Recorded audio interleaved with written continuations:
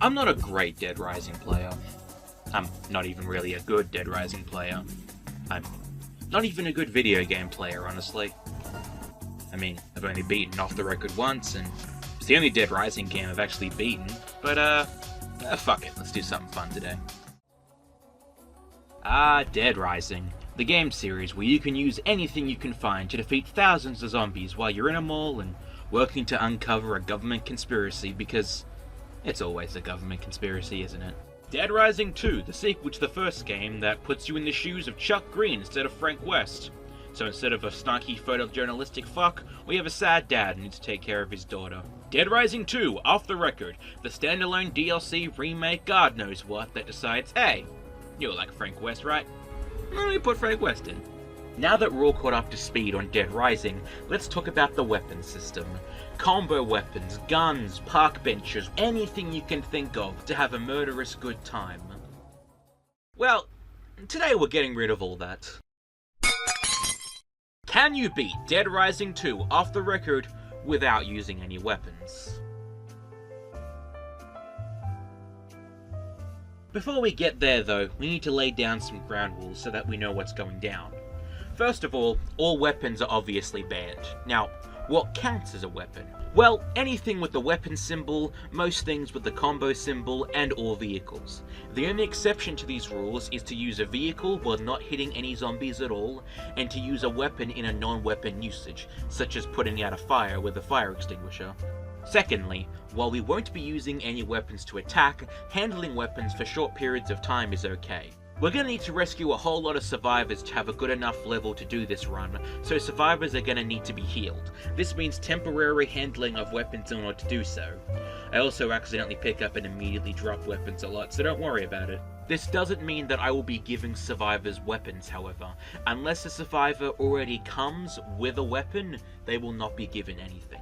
Thirdly, we're going for the S rank ending, because going for ending E would be far too easy. This means we play the maximum amount of game to really prove whether this challenge is possible. Everything else is on the table, however. Magazines, healing items, and mixed drinks are all fair game. It's also important to mention that fighting psychopaths went up and down in terms of importance for me, since this isn't a 100% run or anything. And now with all that out of the way, let's get into this little hellscape.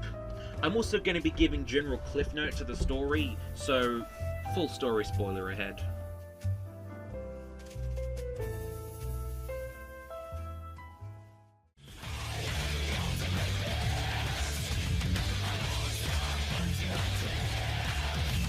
The game officially starts off with Terror is Reality, and this gives us a chance to get acquainted with Frank's starting moveset. This also shows that Frank is awful at the start of the game. He's slow, does little damage, has little health, and next to no inventory space.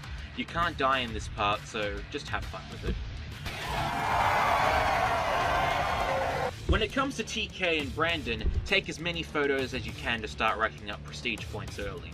The first battle of the game here is the real first try at Frank's moveset, and let's get it's going to take me a while to gather up all the mechanics of the game, so please bear with the gameplay. The fight goes pretty well, and now we get into the outbreak, and this is where shit starts to go real south. I take a couple of photographs for some more PP, and also forgot that I was doing a weaponless run, not an itemless run. I refused to pick up any healing items for this part and actually ended up dying in the opening bits.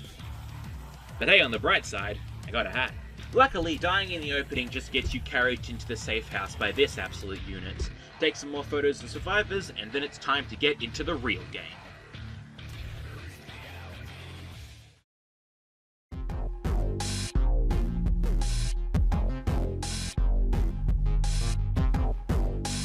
My first mission was to get some different clothes, because dressing up Frank is one of the best parts of the game. With our fresh new threads, we make our way to the pharmacy to fight our very first looters, an enemy type that will slowly become one of several banes of my existence, along with time limits, being grabbed by zombies, and our own weekends.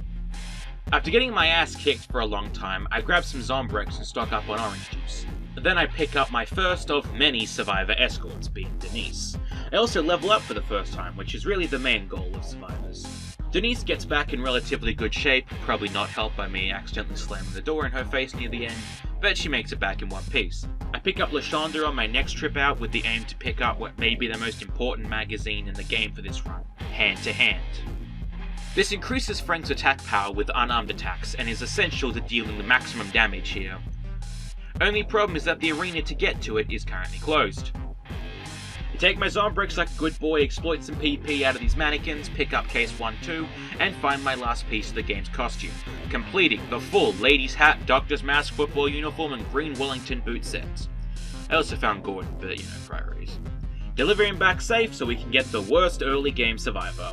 Bill is an asshole who exploits 25,000 out of me just to get him to come along, which is a hefty amount for case 1, so let's just bite our tongue and give him the damn money. After being stuck here for far too long and forgetting I could break stuff without picking it up, we continue.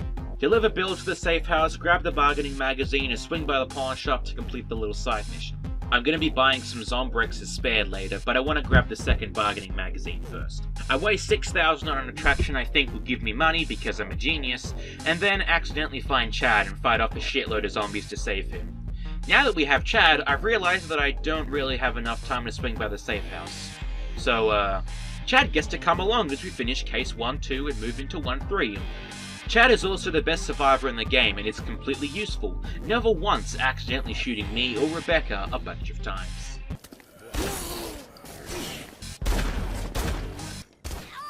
With the ultimate team of Chad, Frank, and Rebecca in hand, we get swarmed by a bunch of looters because I get all the luck in this godforsaken game. The good news about this mission's end, however, is the hand-to-hand magazine sitting in the security room, meaning we're suddenly in a much better situation. If I had just remembered to read it sooner. And now we enter the worst part of the game so far, getting back to the safe house in 1-4 with Chad alive. There is so many goddamn zombies in the arena, and despite having an infinite ammo shotgun, Chad is surprisingly awful at defending himself. Either Chad dies or I end up dying trying to defend Chad. It took a little too much time to just leave the arena, but I eventually made it with both Chad and Frank in one piece. The fact that 1-4 was basically out of time for this entire part just added another layer to this stressful nightmare. I also received a call from Katie telling me about Chuck having spawned in. Chuck is a psychopath that I have a lot of difficulty with, even with weapons. Without weapons, I'm terrified of him, so let's just try to avoid him for the time being.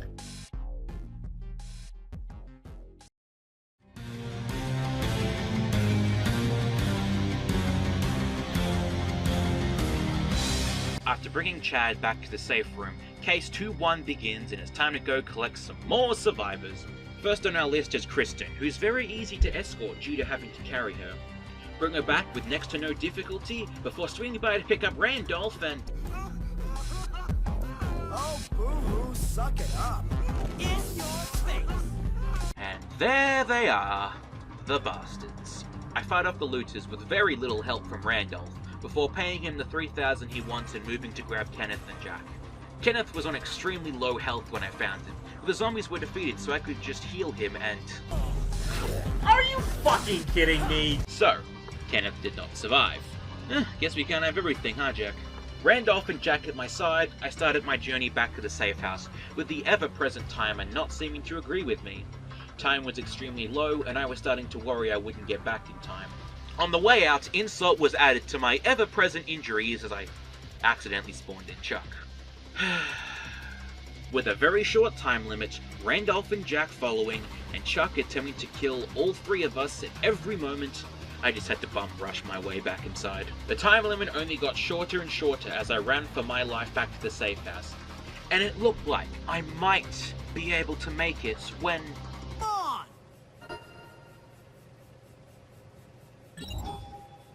Right in front of the vent, my time runs out. Fuck. So I restart from my checkpoint and now have to make it there without being grabbed by any zombies. It was going well until it wasn't, but I made it back to the vent. Randolph didn't seem like he wanted to walk anymore, and with my time limit quickly running out, I made the choice to just come back for the 2 after a reset time. Jack disagreed with the idea. Also, it turned out entering the safe room didn't trigger a cutscene like I thought it would.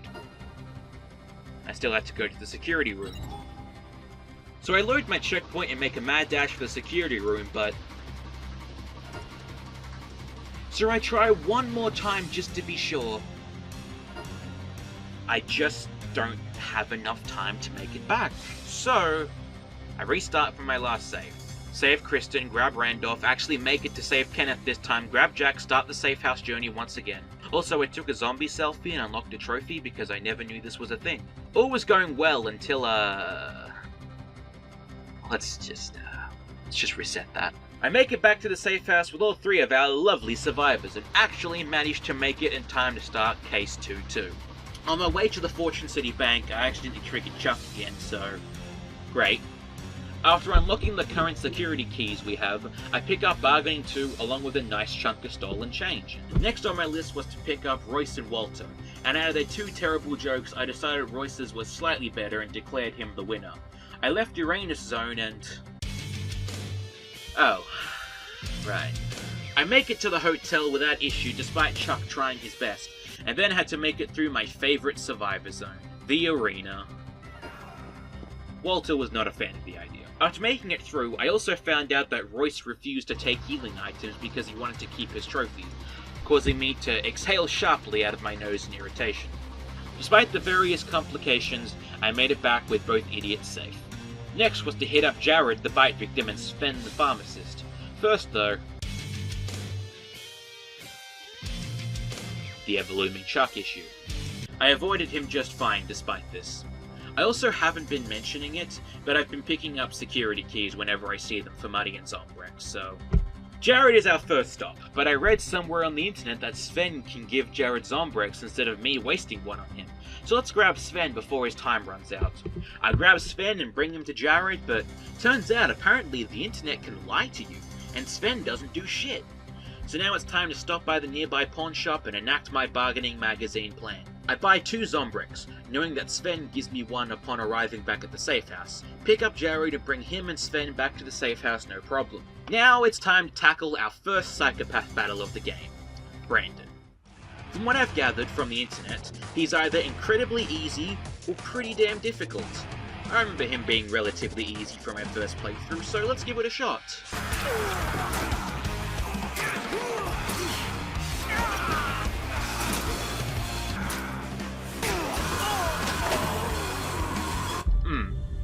I see.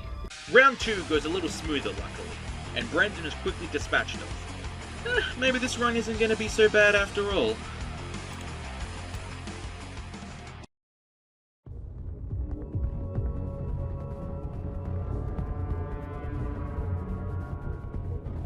I think it's about time we got rid of the Chuck-shaped elephant in the room. In my 3rd session, I decided that if I could manage to get Chuck stuck on the scenery and use my healing items carefully, I may actually be able to dispatch him. It goes pretty well. Round 2 is long and painful, but slightly more successful than the first, as I actually managed to damage him this time.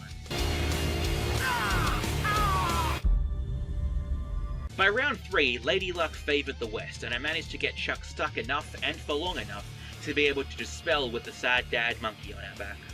I saved Terry and Willa with pretty good success and progressed to Case 3-2, deciding that with my great success against Brandon and Chuck, I may as well test my luck with Antoine. I mean, I remember him being kinda difficult, but it shouldn't be too bad.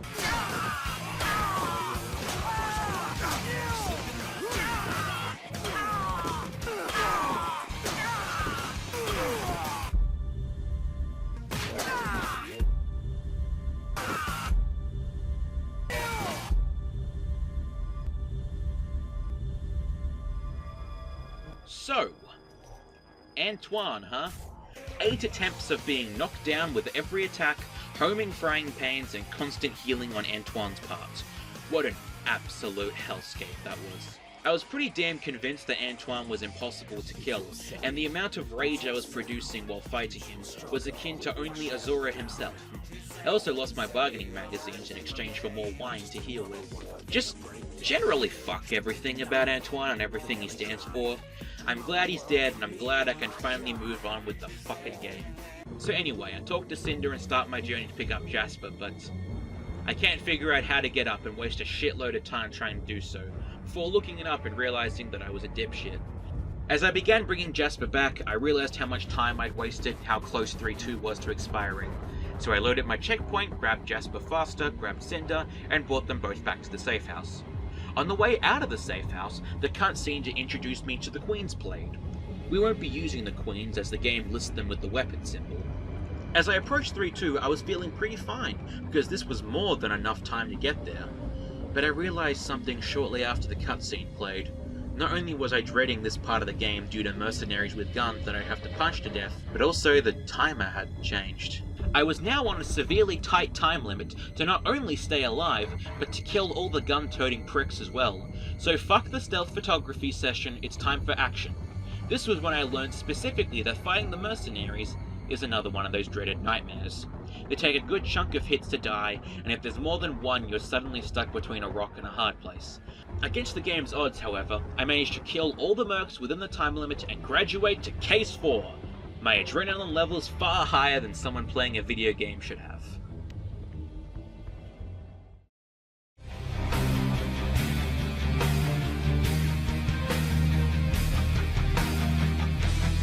Using a move I really should have learned to use a lot earlier, I killed all the zombies in order to pick up Eric and bring him to the safe house without issue.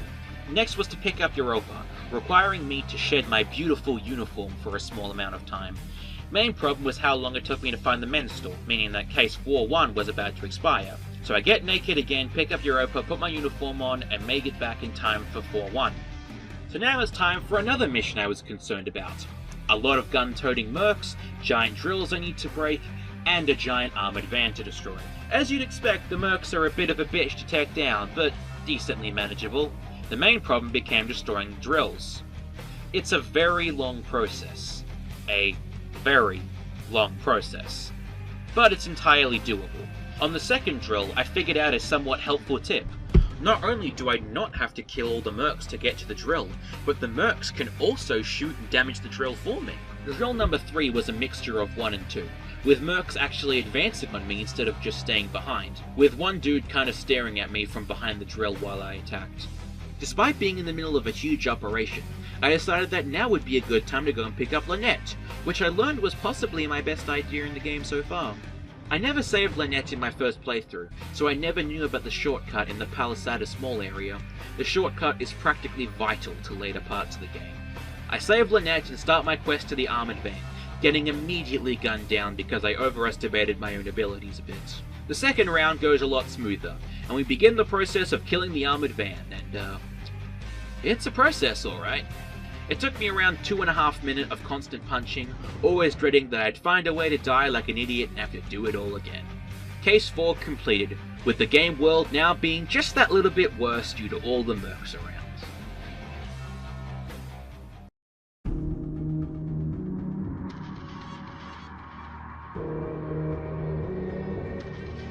I decide that while I'm nearby, dealing with Randy should be a good priority. While collecting healing items for him, I also found and retrieved the rescue magazine, so PP will be in a much larger quantity with survivors. Back to Randy though, I vaguely remembered the strategy for him, so it should be okay. The strategy doesn't work without a long-reaching weapon, so a new strategy was formed. You know, the one the game intended. The problem with my second round against Randy is that I fucked up a lot at the beginning, and ended up with 2 health for the entirety of the battle, making literally every moment tense as all hell. I managed to kill him despite that, however, and picked up Danny to bring to the safe house. On the way back, I also grabbed Luz. This is a minor detail, but I took a picture of Danny crying while waiting for Luz, and for some reason Frank decided her wrist was erotic. Alright, buddy. Got them both back safe and sound despite everything. Now, here's where a bit of a problem emerges that's not on the game's end.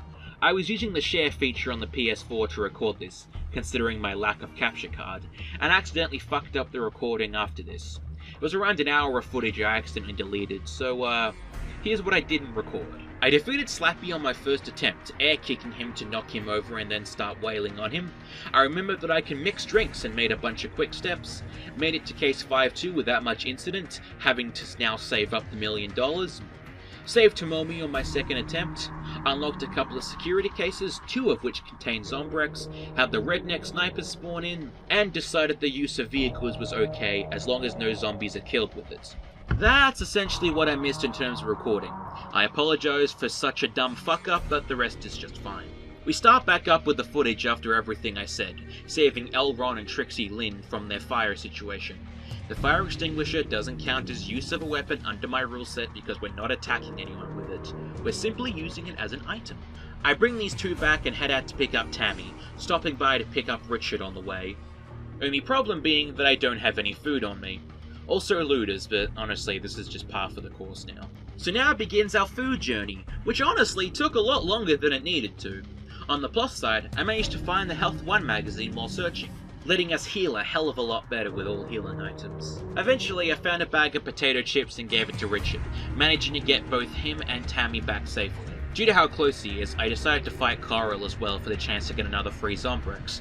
I get hit a few times, but he's surprisingly easy with my quick steps in hand, and goes down without a lot of issue. After Carl, I stopped by to pick up Woodrow, hoping I'd be able to snag a bunch of money for Case 5-2 on the way, forgetting the redneck snipers are also out to make my life hell. Despite a few hiccups and injuries, I finish Woodrow's tour and bring him safely back. This is when I also realized another idea I could do. Playing poker could make me a bunch of money and also complete the anti-up mission. So I set about playing a good old round of poker. Only there's a couple of problems with that. Firstly, it's strip poker, so money is pretty much useless in this particular situation, which I didn't realize. And secondly, I don't know how to play poker. At all.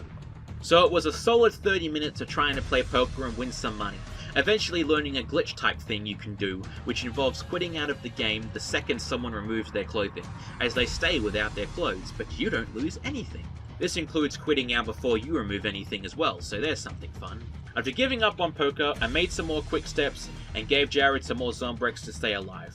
With that problem fixed, it was really crunch time to collect this $1 million.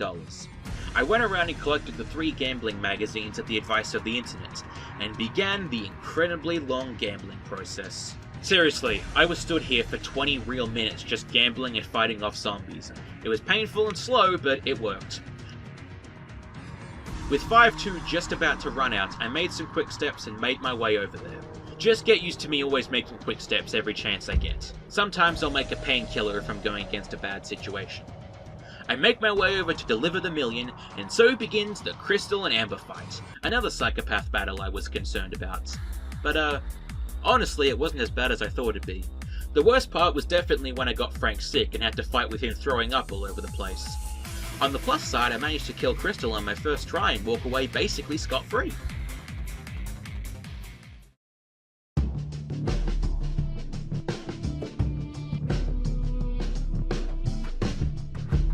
The next part, however, was an absolute nightmare. Long Legs of the Law and Snake in the Grass were both ready to expire at the same time, but I wanted to grab them both. I don't have any quick steps, meaning I'm stuck moving at regular speed for this very tight time limit. I grab Deirdre and start heading back to stop Richard from being a sex offender, but there's no time. Second time around, I decide that Deirdre is just someone that has to die for me to stop Richard.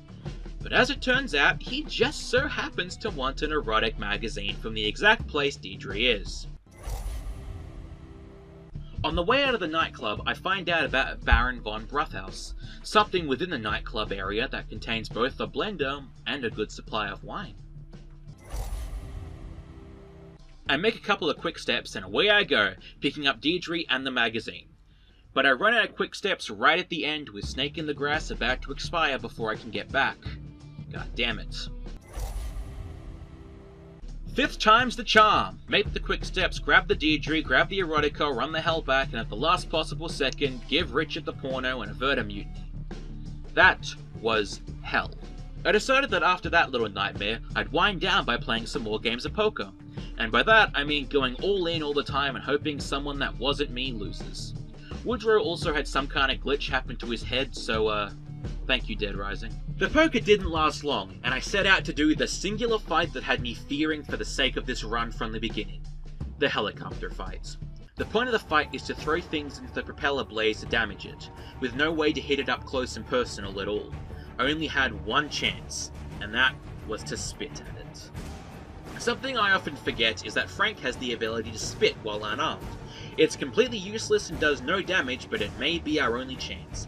I've taken way too long to look up how to make spitfires. I took my drink to the test and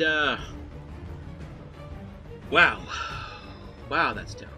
Despite the disappointing test, I take my Spitfire and head to the fight to truly test it out. I have to take down a bunch of thugs before I could, and that went about as well as it always does. Now, it was time for the helicopter fight to begin. The main thing that stood between me and the viability of this run. And at that very important moment, I threw one of my magazines by accident. God damn it. Round 2, let's test out Spitfire. It didn't work. Didn't work at all. I even tried to attack it as it flew past me, but to absolutely no avail. The speedrunning community for this game fought it as you should from everything I could find, and a YouTuber by the name of SpikeSack147 Gaming has done unarmed only videos of every Dead Rising 1, 2, and off the record boss, but hasn't done anything about this damn helicopter. So, was this run really over? After everything I'd been through? Well, no. No, it wasn't. I queried my girlfriend on the idea, but healing items and magazines aren't weapons under my rule set. Healing items and magazines can be thrown, just like what you're meant to use. Maybe I was onto something here.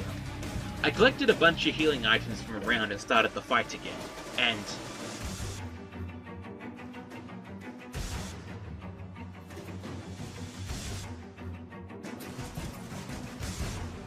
healing items don't do shit, but magazines do. Magazines actually damage the helicopter. I started to get excited. Maybe this could actually be done after all. So that began my quest to collect enough magazines to fill my inventory completely. Hopefully 8 magazines would be enough to take it down. I searched across them all and used Google to discover the locations of the magazine, and eventually managed to procure the 8 needed, including my 3 actually important magazines. Finally, I was primed and ready with a magazine stack. Finally time to take down a helicopter by throwing paper at it. My first attempt goes... actually pretty amazingly.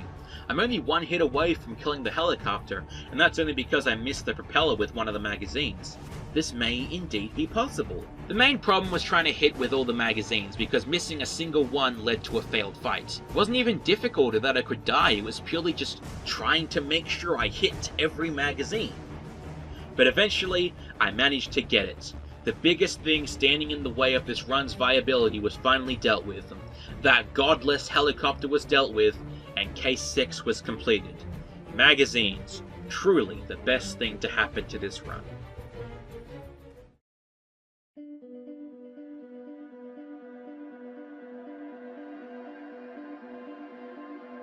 Straight into Case 7, and our first task is to gather our magazines back up. On the way, we easily pick up a new golf club for Luz, and it's not long before we're stocked with our 3 beautiful babies once more. Now that we're back in business, I swing by and chat with Lillian so I can pick up Camille in the food court. On the way, I pick up Esther and bring Camille and Lillian together in a lovely reunion. I deliver them all to the safe house and end up with a visual glitch with Esther's dialogue. Thank you, Esther. A quick reload fixes our problem, and then we're off to pick up Europa's plant. We pick it up and deliver it without much difficulty, and then we're off to watch the military arrive. This is when things go from pretty bad to really bad. The world is now infested with gas that makes zombies faster, stronger, and 10 times more annoying when they grab you, which just spells fantastic news for this challenge. So, Case 7-2 begins and we're in a fresh hellscape. Sergeant Boykin is the main chunk of 7-2, so it's time to take down the actually kind of depressing Psychopath with, honestly, pretty relative ease. I expected him to be a lot more difficult than he actually was. Now 7-3 begins and it's time to carry Rebecca, picking up Sergeant Wu's private kuss on the way back to the safe house. This begins to show just how truly fucked we've become. The gas zombies can very easily swarm and overwhelm me, especially when I'm trying to pick someone up or drink something. Despite these difficulties, we make it back with Kuss and Wu intact, and we find out the military is now planning to firebomb the city to get rid of the outbreak. And if that wasn't bad enough, the safe house's doors have been breached and now zombies are piling the fuck. We need to hotwire the panel to close the door, which requires us to find a generator, gas barrel, and spool of wire. Main problem for us is that these things are considered weapons, meaning we can't attack at all while holding them. Not only that, but our survivors are constantly under attack and can easily die at any moment, so we need to work real fast. I also found out that unlike regular weapons, you can't jump kick without dropping it, meaning we're completely defenseless with these things. I collect up the 3 without much trouble, despite being turned around by the guide arrow a few too many times. The only casualty we have is Lulu dying somewhere I couldn't see, but I didn't save her myself, so I don't feel too bad. While hot wiring the plate, Cameron and Juan are also revealed to have died, but that's just because I didn't want to deal with BB's nonsense. Overall, great success in the safe house.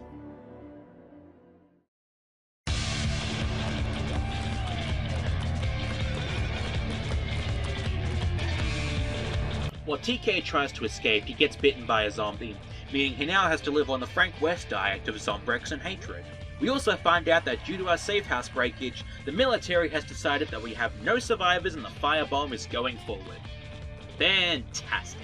To add to the bad news, I have to decide on what to do with TK's bite problem, and since I'm going for ending S, I have to give him one of our zombrex doses. On the plus side though, by this point I should also mention that mixing drinks in the Americana has become a lot more dangerous and irritating.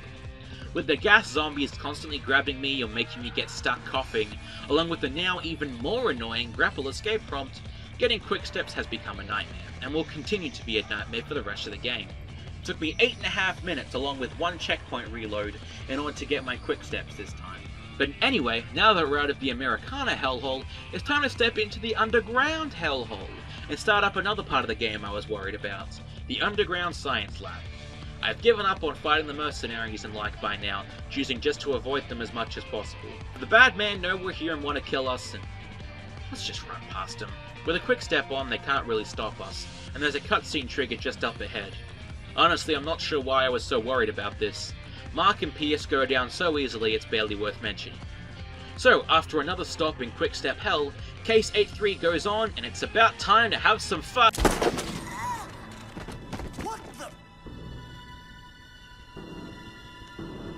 Oh yeah, Stacy's a backstabbing bitch.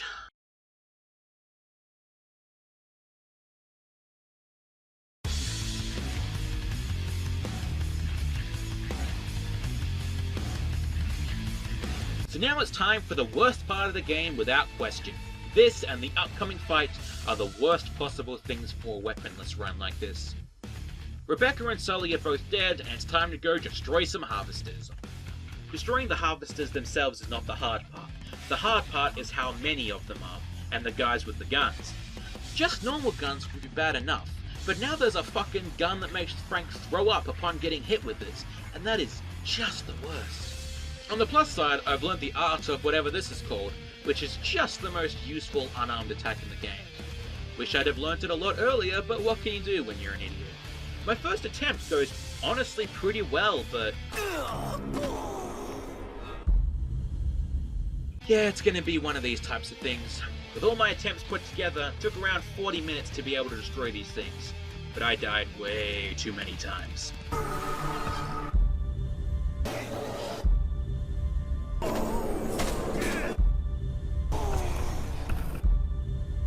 Let the good times roll!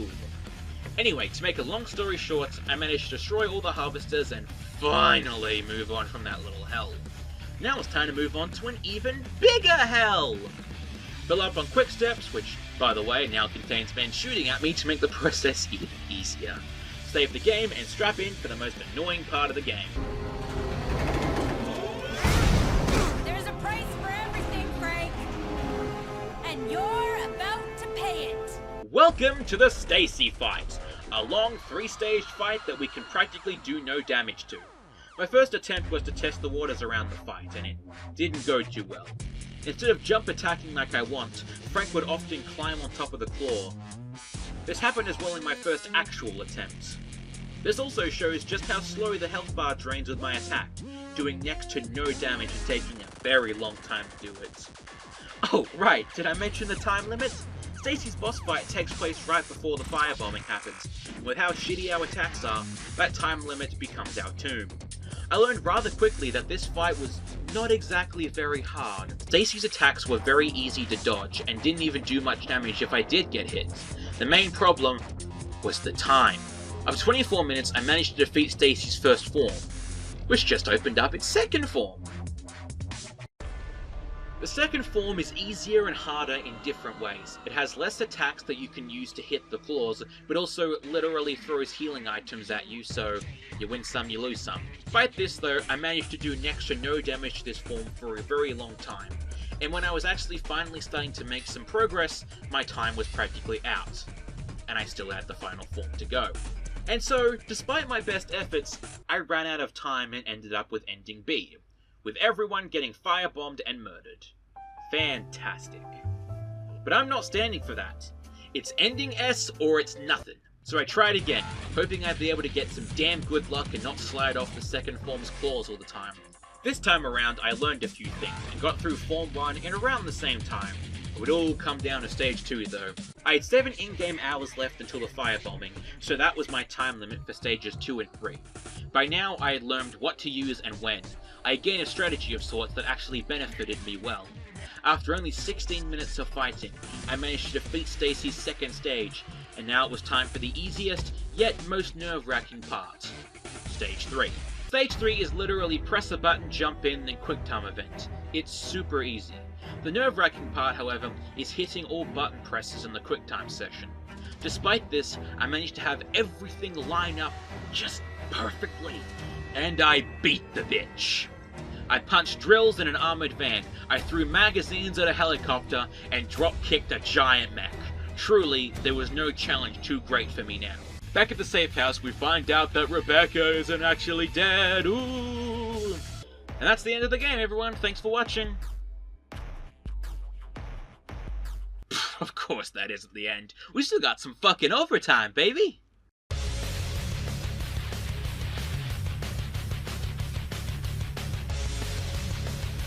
TK has kidnapped Rebecca and wants us to collect a bunch of shit for him. It's pretty easy to do, honestly, so we just make some quick steps and scoop up everything he wants, being forced to listen to his dumb comments for every single item. After collecting everything pretty easily, I stock up on some more quick steps, and now it's time for the true final battle of this challenge. TK himself. One teensy little problem. I forgot TK takes all your stuff in the cutscene beforehand. Our quick steps are gone, which is a bummer but manageable, but the biggest two issues are our magazines being taken. Our hand-to-hand and Health 1 magazines are no longer active, meaning we're hitting weaker and healing less. And for a zombie pit and final boss, this isn't really what I wanted. But yes, it's time for the survival section of the zombie pit. This isn't too hard or anything, you just have to not die for 3 minutes or so. The game even heals you when you go up to fight TK, which the injured Rebecca helps by dropping something down for us to climb. I forgot the game healed you, so I wasted a soda immediately, but hey, what can you do? And now the final battle commences. We have to beat TK while also keeping Rebecca alive because she can just never catch a damn break apparently. The fight isn't too hard, but it can be nerve-wracking with Rebecca's condition and my own lack of healing ability. My first round goes pretty well until I run out of healing items and had only 1 health left. I tried dancing with him as long as I could, but it didn't go well. Second try, I don't waste my soda and I'm in it to win it. Blood is pumping through my veins and I'm ready to finish this chapter. Anyway, back with TK. The second fight is much the same. Beat up on TK, try to avoid his charge, heal Rebecca when he fucks off. Putting all the skills I've learnt to the test, I managed to do actually half decently at dodging and attacking. All of this culminates with honestly the best thing I could have hoped for when it comes to a dramatic finish. The final blow is a heavy attack delivered directly to TK's chest. And with that, everyone, we have finished. TK is dead, Frank and Rebecca walk into the sunset, and the game jump scares us like the asshole it is. That's it. We've done it. The answer is yes. You can beat Dead Rising 2 off the record without using any weapons. And boy, what a challenge it was. Honestly, this challenge was fucking infuriating at certain parts, and I don't recommend it unless you're actually good at Dead Rising, unlike me. Thank you everyone for watching, and if you enjoyed it, I'm thinking about doing some more dumb challenges in games I like. So if that interests you, stay tuned. Thanks everyone, peace out.